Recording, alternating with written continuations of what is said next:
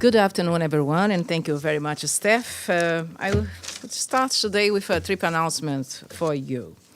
The President of the General Assembly, Mr. Dennis Francis, will undertake official visit to the Republic of Singapore from 18 to 19 July. During his stay, the PGA is scheduled to hold bilateral meetings with key leaders of Singapore, including President His Excellency Mr. Tharman Shanmugaratnam, Prime Minister and Minister for Finance, His Excellency Mr. Lawrence Wong, and Minister for Foreign Affairs, Her Excellency Dr. Vivian Balakrishnan. His itinerary also includes site visits to Marina Barrage, Punggol Regional Library, Singapore Council of Women's Organizations, and the UNDP Global Centre for Technology, Innovation, and Sustainable Development. Additionally, the PGA will participate in a roundtable dialogue at the St. Rajaratnam School of International Studies with members of the academic community in Singapore.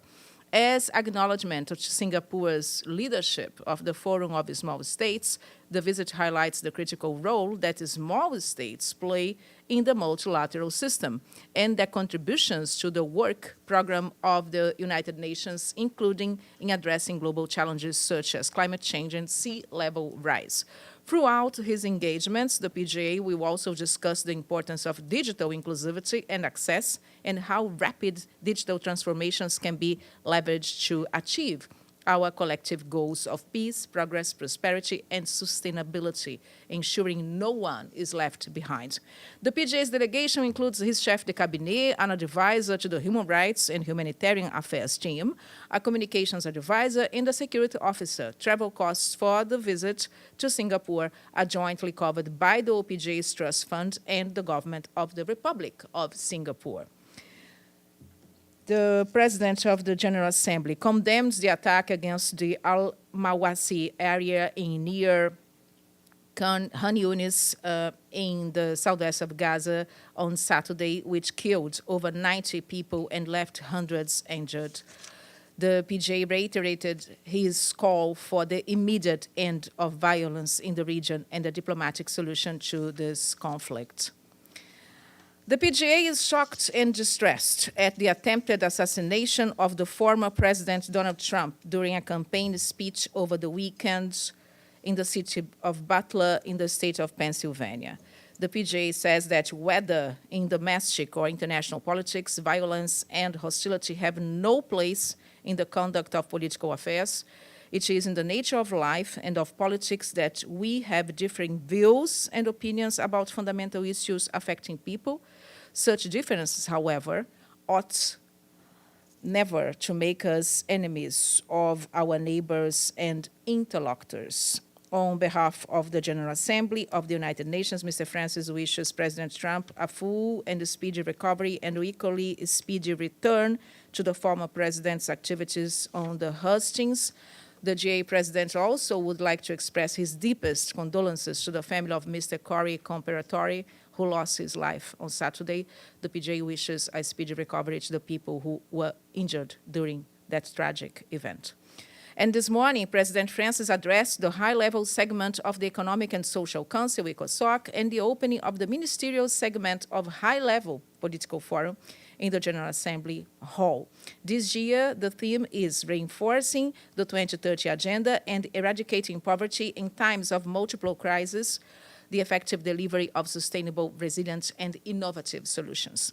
The PGA stressed the need for accelerated action to implement the Sustainable Development Goals for people and planet. He said that the theme leads to the urgency of finding sustainable, resilient, and innovative solutions that would enable us to effectively deliver on our 2030 commitments, because deliver we must.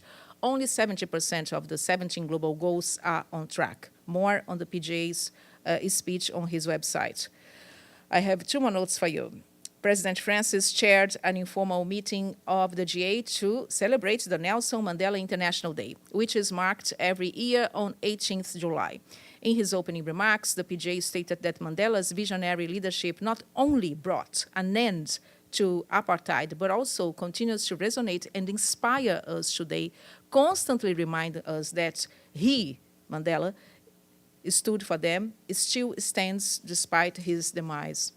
Mr. Francis highlighted that Madiba's ensuring legacy left an indelible mark around the world and is a testament to the profound positive impact of humanity's good deeds when we opt to be our best of being.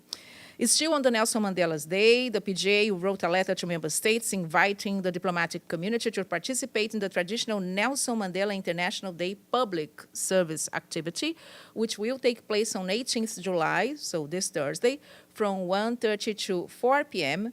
on the Randall's Island, or I should say Randall's Island in New York City. The event is co-organized by the New York City Mayor's Office for International Affairs, the UN Department for Global Communications, Office of the President of the General Assembly, of course, the Permanent Mission of South Africa to the UN, and in partnership with the Randall's Park Alliance. And more information on the PGA's website.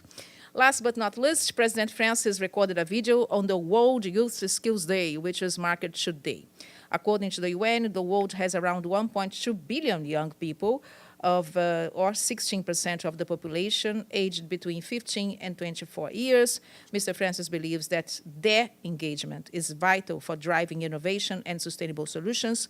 The PGA says that empowering youth is not just a moral imperative, it is a strategic investment in our shared future.